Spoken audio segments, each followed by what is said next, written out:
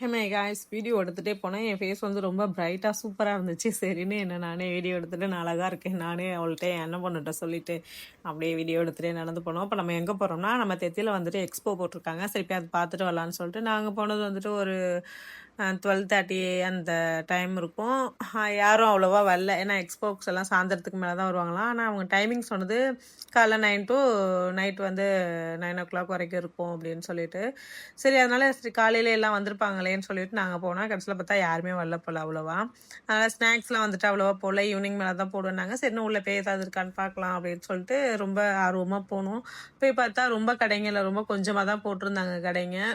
சரின்னு சொல்லிட்டு போய் பார்க்கலான்னு சொல்லிட்டு போனோம். ஆனால் ரேட்லாம் ரொம்ப எக்ஸ்பென்சிவாக இருந்தது. ஏன்னா எக்ஸ்போவில் கொஞ்சம் ஆஃபர் ப்ரைஸில் ஏதாவது கொடுத்துருந்தா வாங்கலாம்.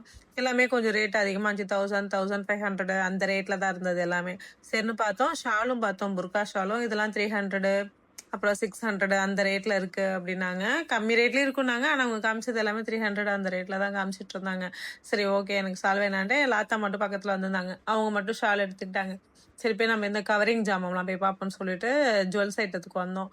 அங்கே போய் பார்த்ததுக்கு அங்கேயும் எனக்கு அவ்வளோவா ஒன்றும் செட் ஆகலை.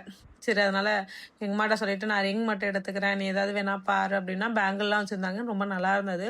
ஆனால் எனக்கு எதுவும் செட் ஆகுற மாதிரி தெரில. சரின்னு எல்லாத்தையும் பார்த்துட்டு அப்படியே ஒரு வீடியோ எடுத்துட்டு அப்படியே எனக்கு வந்துட்டு ஒரு பூட்டு காப்பு இருந்துச்சு. சரி அதை ட்ரை பண்ணி பார்க்கலான்னு பார்த்தேன். அது எனக்கு செட் ஆகலைன்னு அதை வச்சுட்டு பக்கத்தில் உள்ள எல்லாத்த ஒரு வளையல் எடுத்துக்கிட்டாங்க. நான் ஒரு ரிங்கு, எங்கள் அம்மா ஒரு ரிங்கு, அவங்க ஒரு ரிங், 3 ரிங்கு ஒரு வளையல் மட்டும் வாங்கிட்டு அப்படியே கிளம்பிட்டோம். சரி பக்கத்து கடையை போய் பார்க்கலான்னு போனோம். அங்கே போனதுக்கு எங்கள் அம்மாவுக்கு இந்த கேக் ரொம்ப பிடிச்சிருக்குன்னு எங்கள் அம்மாவும் அந்த லாத்தாவும் வாங்கிட்டாங்க.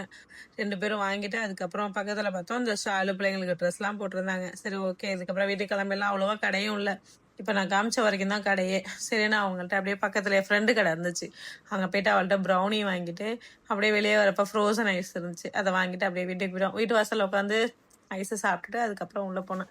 தேங்க்யூ ஃபார் வாட்சிங். என் வீடியோ பிடிச்சிருந்தா லைக் பண்ணுங்கள், சப்ஸ்கிரைப் பண்ணுங்கள்.